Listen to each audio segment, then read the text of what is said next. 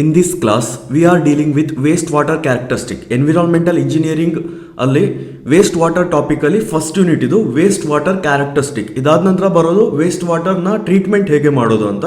ಅದಾದ ನಂತರ ಪ್ರಾಬ್ಲಮ್ಸ್ ಬರ್ತದೆ ವೇಸ್ಟ್ ವಾಟರ್ ಟ್ರೀಟ್ಮೆಂಟಲ್ಲಿ and some B O D C O D ತುಂಬ ಕೆಲವೊಂದು ಇಂಪಾರ್ಟೆಂಟ್ ಟಾಪಿಕ್ಗಳಿವೆ. ಅದನ್ನು ನಾವು ಈ ಯೂನಿಟಲ್ಲಿ ತಿಳ್ಕೊಳ್ಳೋಣ ಏನು ಅಂತ. So one of the it's actually easiest topic ಇದು, ಏನು ಅಷ್ಟು ಡಿಫಿಕಲ್ಟ್ ಏನಿಲ್ಲ. So you can easily understand this topic. Okay, watch carefully, you can easily understand. Okay, ನೀವು ಈಸಿಲಿ ಅಂಡರ್ಸ್ಟ್ಯಾಂಡ್ ಮಾಡ್ಕೋಬೋದು ಇದು, ಬಟ್ ಸ್ವಲ್ಪ ಕೇರ್ಫುಲ್ ಆಗಿ ಕೇಳಬೇಕಾಗ್ತದೆ ಅಷ್ಟೇ. ಅಂದರೆ ಸುಮ್ಮನೆ okay let us start the today's class. Type of bacteria first ನೋಡೋಣ. ಬೇಸಿಕ್ಕಿಂದ ನಿಮ್ಗೆ ಹೇಳ್ಕೊಡ್ತಾ ಇದ್ದೇನೆ. ಫಸ್ಟು ಟೈಪ್ ಆಫ್ ಬ್ಯಾಕ್ಟೀರಿಯಾ ನೋಡಿ, very important in sewage treatment. Okay, sewage treatment ಅಥವಾ ವೇಸ್ಟ್ ವಾಟರ್ ಟ್ರೀಟ್ಮೆಂಟಲ್ಲಿ bacteria plays a very important role. ಅದರಲ್ಲಿ ಮುಖ್ಯವಾಗಿ ನೀವು ತಿಳ್ಕೊಳ್ಬೇಕಾಗಿರೋದು ನೋಡಿ, what is mean by aerobic bacteria, what is mean by anaerobic bacteria, what is mean by facultative bacteria. Okay, first aerobic bacteria. Aerobic bacteria are those which presence of free dissolved oxygen in water. Water ಅಲ್ಲಿ free dissolved oxygen ಇದ್ದಾಗ ಮಾತ್ರ presence ಇರ್ತದೆ. In other words, aerobic bacteria which completely depend upon oxygen ಎಲ್ಲಿರ್ತದೆ ಅಲ್ಲಿ ಯಾವ bacteria ಇರ್ತದೆ ಅದನ್ನು aerobic bacteria ಅಂತಾರೆ. Okay, and consumes organic matter for their food and thereby oxidising it to stable products. Okay, simple ಇನ್ನು simple ವರ್ಡಲ್ಲಿ ಹೇಳ್ತೀನಿ ನೋಡಿ. ಎಲ್ಲೂ ಕೂಡ ನಿಮಗೆ ಡೆಫಿನೇಷನ್ನ ಕೇಳಲ್ಲ, ಬಟ್ ಏರೋಬಿಕ್ ಬ್ಯಾಕ್ಟೀರಿಯಾ ಬಗ್ಗೆ ನೀವು ತಿಳ್ಕೊಳ್ಬೇಕು. ನೆಕ್ಸ್ಟ್ ನಿಮಗೆ ಚಾಪ್ಟರ್ ಅರ್ಥ ಆಗಬೇಕು ಅಂದರೆ. ಓಕೆ, ಹಾಗಾಗಿ ಸಿಂಪಲ್ ಏರೋಬಿಕ್ ಬ್ಯಾಕ್ಟೀರಿಯಾ ಅಂದರೆ which presence of air. Okay, ಅಥವಾ oxygen. Second one anaerobic bacteria, it's a dead opposite. Okay, ಅಂದರೆ aerobic bacteria presence of air ಇದ್ರೆ anaerobic bacteria in absence of air anaerobic bacteria present ಆಗಿರ್ತದೆ. Okay, absence of free dissolved oxygen. Since they survive by utilizing bonded molecular oxygen compounded like nitrates, sulfates ಅನ್ನ ಎಲ್ಲ ತಿಂದು ಅದು ಬದುಕ್ತದ ಅಂತ, nitrites, sulphates. Okay, thereby reducing them to stable product along with evolution. ನೋಡಿ, ಎನರೋಬಿಕ್ ಬ್ಯಾಕ್ಟೀರಿಯಾದಲ್ಲಿ H2S ಲೈಕ್ ಹೈಡ್ರೋಜನ್ ಸಲ್ಫೈಡ್ ಅಥವಾ ಮೀಥೇನ್ ಗ್ಯಾಸ್ಗಳು ಪ್ರೊಡ್ಯೂಸ್ ಆಗ್ತದೆ. ಸೊ ಇದು ಏನಾಗ್ತದೆ ಅಂದರೆ ಒಂಥರ ಕೊಳೆದ ಮೊಟ್ಟೆ ಅಂತಾರಲ್ವ, ಅದ್ರ ಸ್ಮೆಲ್ ಬರ್ತದೆ. ಯಾವುದು? ಎನರೋಬಿಕ್ ಬ್ಯಾಕ್ಟೀರಿಯಾ ಪ್ರೆಸೆಂಟ್ ಇದ್ದಾಗ. ಏರೋಬಿಕ್ ಬ್ಯಾಕ್ಟೀರಿಯಾ ಮತ್ತು ಎನರೋಬಿಕ್ ಬ್ಯಾಕ್ಟೀರಿಯಾ ಎರಡು ಕೆಲಸ ಸೇಮು. ಅದೇನು ಮಾಡ್ತದೆ?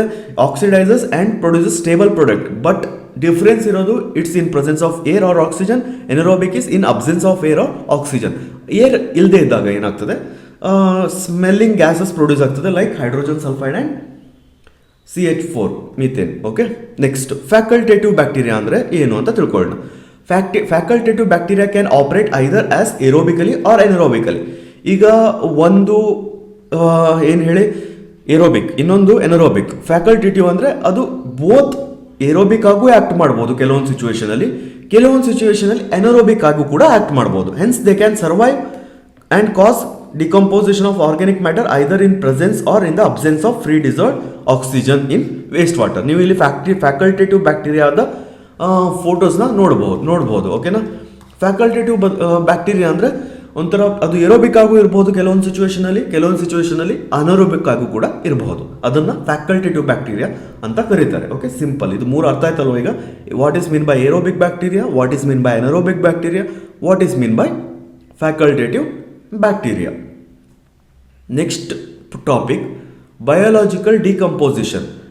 ಓಕೆ, ಈಗ ಬರೋದು ನೋಡಿ ಡಿಕಂಪೋಸಿಷನ್. ಯಾಕೆ ಈಗ ನಾವು ಇನಿಷಿಯಲಿ ಬ್ಯಾಕ್ಟೀರಿಯಾ ಬಗ್ಗೆ ತಿಳ್ಕೊಂಡ್ವಿ ಅಂದರೆ decomposition is one of the very important topic. ಇದು ಹೇಗಾಗ್ತದೆ ಅಂತ ತಿಳ್ಕೊಳ್ಳಿಕ್ಕೆ ನಾವು ಬೇಸಿಕಲಿ ಅದರ ಬ್ಯಾಕ್ಟೀರಿಯಾಸ್ ಬಗ್ಗೆ ಫಸ್ಟ್ ತಿಳ್ಕೊಳ್ಬೇಕಾಗ್ತದೆ. ಯಾಕಂದರೆ depend on bacteria only decomposition will take place. First one aerobic decomposition. If air or oxygen is available freely to waste water in dissolved form then the biodegradable organic matter will undergo aerobic decomposition. ಅರ್ಥ ಆಯ್ತಲ್ವಾ?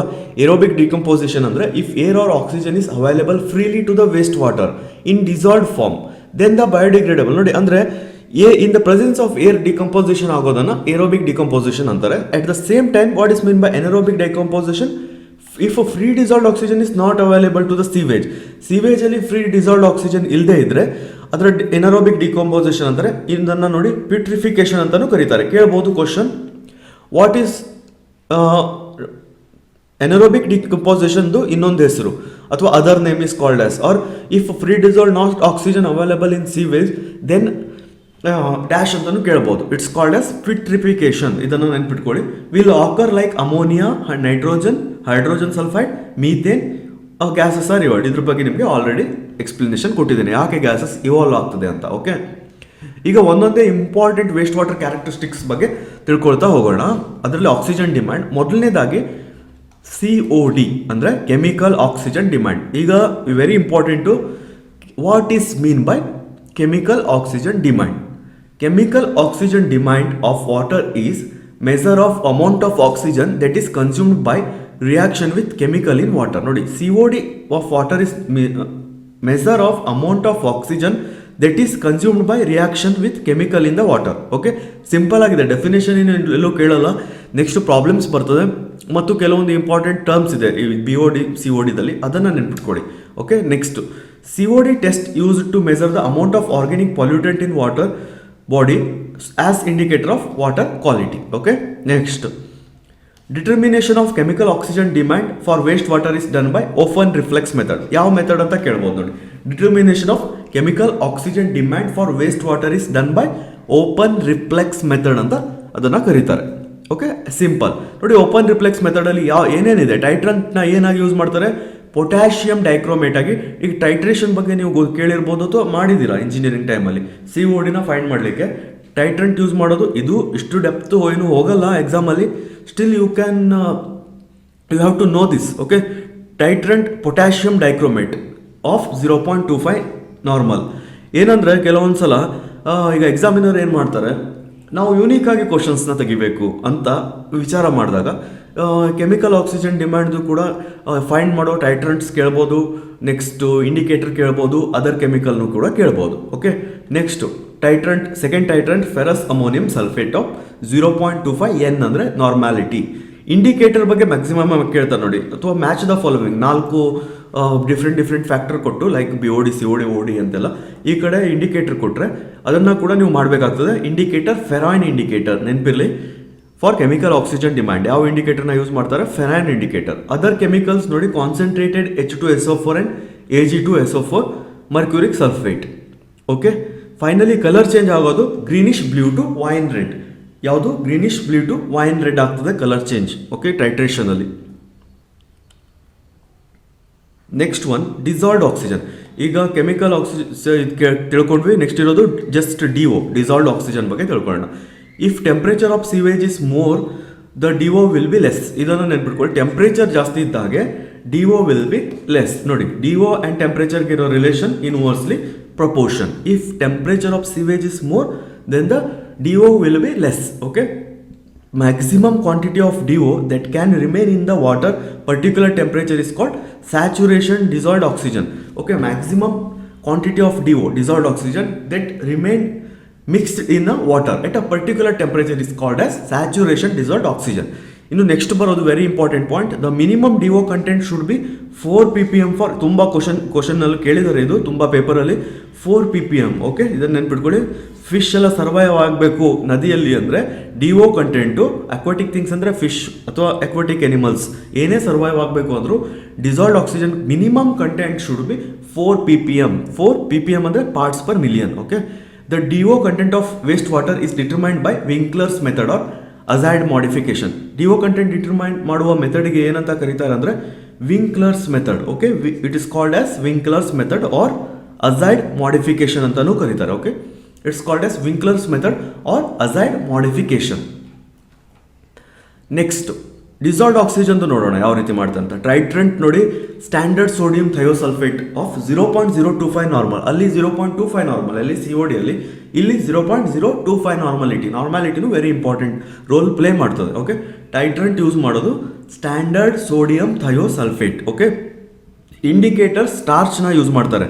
Indicator used starch. Other chemical concentrated H2SO4ನ use ಮಾಡ್ತಾರೆ. Manganese sulphate solution and alkali iodide ಅಜೈಡ್ನು ಕೂಡ use ಮಾಡ್ತಾರೆ. Okay, other chemicals ಏನು important ಇಲ್ಲ.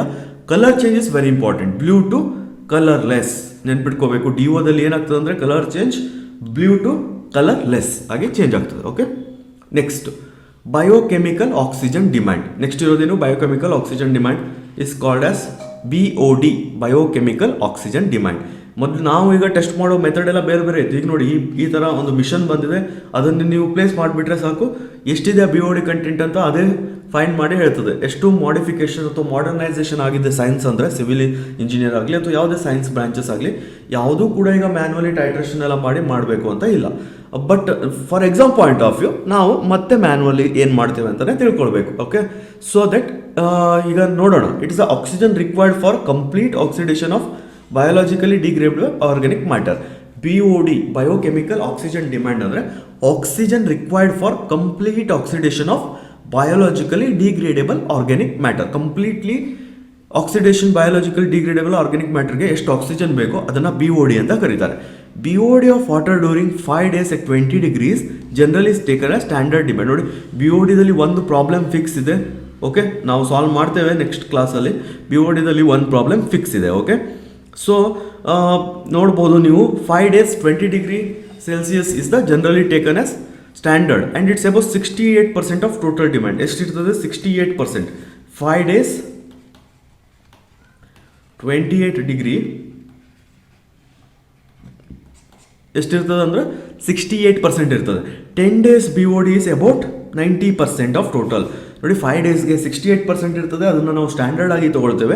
10 daysಗೆ 90% of BOD of total availability ಆಗಿರ್ತದೆ ಅಂತ ಇಲ್ಲಿ ಹೇಳ್ತಾ ಇರೋದು. ಓಕೆ, ನೆಕ್ಸ್ಟ್ BOD ಡಿಟರ್ಮಿನೇಷನ್ ನೋಡಿ.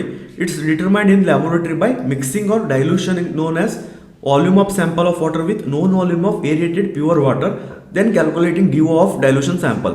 BODನ ಹೇಗೆ ಫೈಂಡ್ ಮಾಡ್ತಾರೆ ಅಂದರೆ, ಫಸ್ಟು ಇನಿಷಿಯಲ್ DOನ ಫೈಂಡ್ ಮಾಡ್ತಾರೆ, ನೆಕ್ಸ್ಟು ಫೈನಲ್ DOನ ಫೈಂಡ್ ಮಾಡ್ತಾರೆ. ಅದನ್ನು ಡಿಸ್ಟ್ರಿಬ್ಯೂಷನ್ ಫ್ಯಾಕ್ಟರಿಂದ ಮಲ್ಟಿಪ್ಲೈ ಮಾಡ್ತಾರೆ. ಡಿಸ್ಟ್ರಿಬ್ಯೂಷನ್ ಫ್ಯಾಕ್ಟರ್ ಅಂದರೆ final volume 300 ml divided by initial volume of test sample. Okay, ಇದ್ರ ಮೇಲೆ ಪ್ರಾಬ್ಲಮ್ಸ್ ಮಾಡ್ತೀರಾ ನೋಡಿ. BOD 5 is equal to DO. ಈಗ DO ಅಂದರೆ ಏನು ಹೇಳಿ? Dissolved oxygen. ಅದನ್ನು ಫಸ್ಟ್ ಫೈಂಡ್ ಮಾಡ್ತಾರೆ, ಇನಿಷಿಯಲ್ DO ಆ ವಾಟರ್ದು. ನೆಕ್ಸ್ಟ್ ಫೈನಲ್ DOನ 5 days ಆದ ನಂತರ ಫೈಂಡ್ ಮಾಡ್ತಾರೆ. ಅದನ್ನು ಟೋಟಲ್ನ ಡಿಸ್ಟ್ರಿಬ್ಯೂಷನ್ ಫ್ಯಾಕ್ಟರ್ ಜೊತೆಗೆ ಮಲ್ಟಿಪ್ಲೈ ಮಾಡ್ತಾರೆ. ಅಷ್ಟೇ, ಸಿಂಪಲ್ ಇದೆ. ಪ್ರಾಬ್ಲಮ್ಸು ಬರ್ಬೋದು ಇದ್ರ ಮೇಲೂ ಕೂಡ. ಡಿಸ್ಟ್ರಿಬ್ಯೂಷನ್ ಫ್ಯಾಕ್ಟರ್ನ ಫೈಂಡ್ ಮಾಡೋದು final volume ಅಟ್ಸ್ 300 ml divided by initial volume of test sample. Initially ನೀವು ಎಷ್ಟು ಅಮೌಂಟ್ ವಾಟರ್ನ ಟೆಸ್ಟ್ ಸ್ಯಾಂಪಲ್ಗೆ ಇಟ್ಟಿದ್ರಿ ಅನ್ನೋದ್ರ ಮೇಲೆ ಅದನ್ನು ಕೂಡ ನಿಮಗೆ ಪ್ರಾಬ್ಲಮಲ್ಲಿ ಪ್ರೊವೈಡ್ ಮಾಡಿರ್ತಾರೆ. ಸೊ ನೀವು ಸಬ್ಸ್ಟಿಟ್ಯೂಟ್ ಮಾಡೋದು, ಈಸಿಲಿ ಫೈಂಡ್ ಮಾಡೋದು, ಏನೋ ಅಷ್ಟು ಡಿಫಿಕಲ್ಟ್ ಕ್ವಶನ್ಸ್ ಏನಿರಲ್ಲ. ನಾವು ಅದನ್ನು ಕೂಡ ಪ್ರಾಬ್ಲಮ್ ಕ್ಲಾಸಲ್ಲಿ ಸಾಲ್ವ್ ಮಾಡ್ತೇವೆ, ನಿಮ್ಗೆ ಅಲ್ಲಿ ಅದು ಈಸಿಲಿ ಅಂಡರ್ಸ್ಟ್ಯಾಂಡ್ ಆಗಬಹುದು. Okay, next biochemical oxygen demand formula ನೋಡಿ, ವೆರಿ ಇಂಪಾರ್ಟೆಂಟ್. ಇದು ನೆನ್ಪಿಟ್ಕೊಳ್ಳಿ. YT is equal to L 1 minus e to the power minus KT. Okay, minus K1 into T ಇದೆ, KT ಅಂತಲೂ ತೊಗೊಳ್ಬೋದು.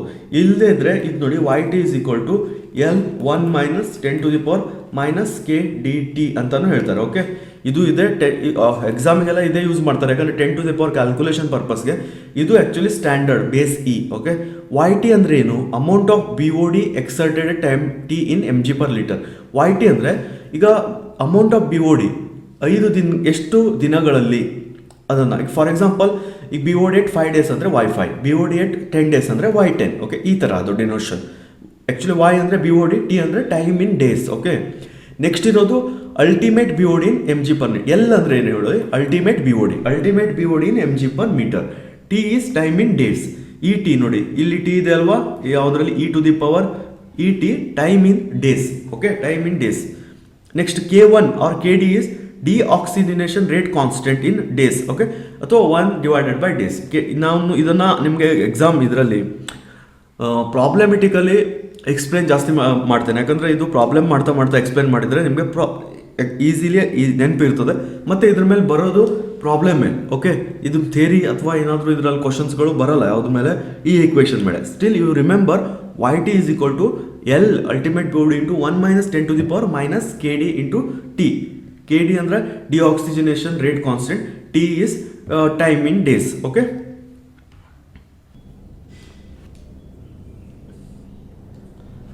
ಬಯೋಕೆಮಿಕಲ್ ಆಕ್ಸಿಜನ್ ಡಿಮ್ಯಾಂಡಲ್ಲಿ ಸೆಕೆಂಡ್ ಫಾರ್ಮುಲಾ ಇದೆ ನೋಡಿ. ಇದನ್ನು ಕೂಡ ಎಕ್ಸಾಮ್ ಇದು ಪ್ರಾಬ್ಲಮಲ್ಲಿ ಹೇಗೆ ನೀವು ಅಟೆಂಡ್ ಮಾಡಬೇಕು ಎಂಬುದನ್ನು ವಿವರಣೆ ಕೊಡ್ಬೋದು. ಇಲ್ಲಿ ಜಸ್ಟ್ ಇದು ಫಾರ್ಮುಲಾಸ್ನ ನೋಟ್ ಡೌನ್ ಮಾಡ್ಕೊಳ್ಳಿ.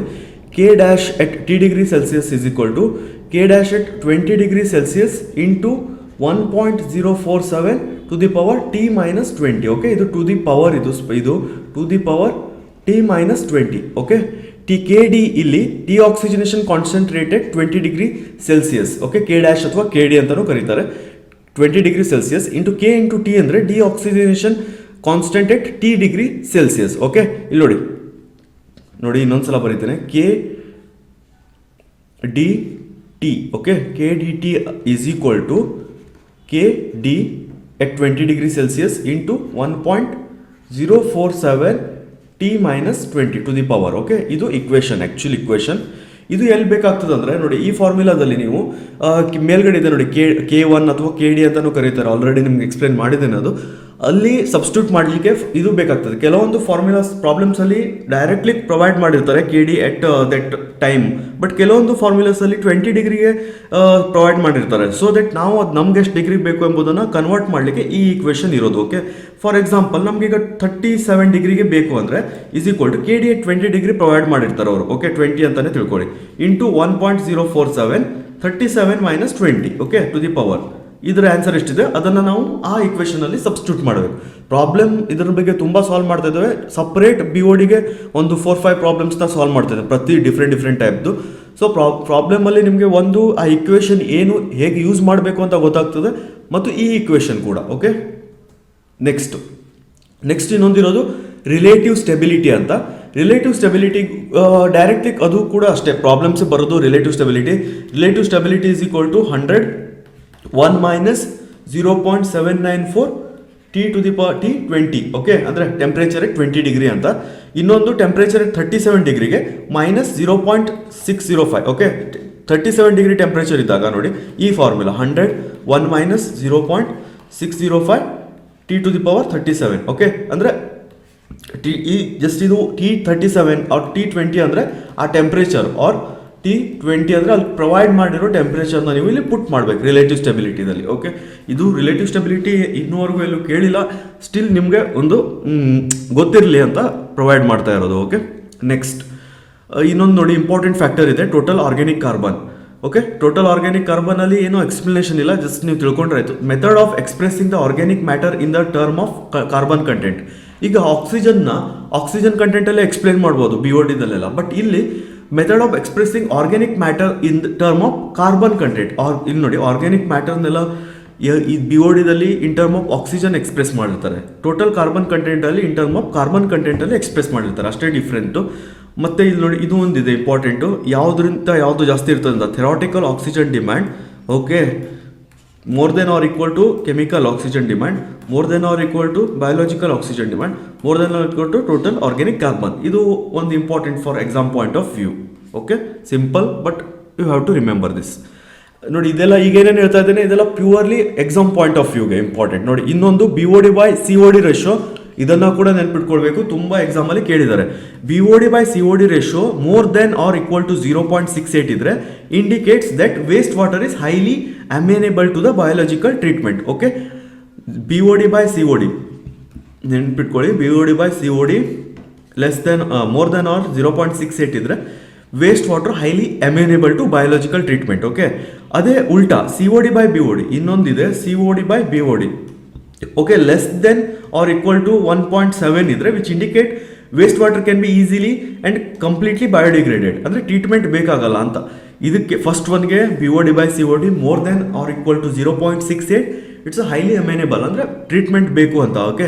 If C O D by B O D ratio is less than 1.7 then which indicate water can be easily completely biodegraded, okay. As per CPCB, COD should be less than 250 mg per liter before discharging. ನೋಡಿ CPCB ಇದು ಒಂದಿದೆ, CPCB ಅಂದರೆ central pollution control board. ಅವರು ಈಗ different ಪ್ಯಾರಾಮೀಟರ್ನ ಕೊಟ್ಟಿದ್ದಾರೆ. BOD ಎಷ್ಟಿರಬೇಕು before releasing the stream, ಅಥವಾ COD ಎಷ್ಟಿರಬೇಕು ಬಿಫೋರ್ ರಿಲೀಸಿಂಗ್ ದ ರಿವರ್, ಅಥವಾ ಟೋಟಲ್ ಆರ್ಗ್ಯಾನಿಕ್ ಕಾರ್ಬನ್ಸ್ ಎಷ್ಟಿರಬೇಕು, ಅದೆಲ್ಲ ಒಂದು ಸಪ್ರೇಟ್ ಇದೆ. ಅದನ್ನು ನಿಮಗೆ ಸಪ್ರೇಟ್ ವಿಡಿಯೋದಲ್ಲಿ ಎಕ್ಸ್ಪ್ಲೇನ್ ಮಾಡ್ತೇನೆ. ಅದು ಕೂಡ ತುಂಬ ಇಂಪಾರ್ಟೆಂಟ್ ಆಗಿರೋ ವಿಡಿಯೋ ಆಗಿರ್ತದೆ, ಓಕೆ.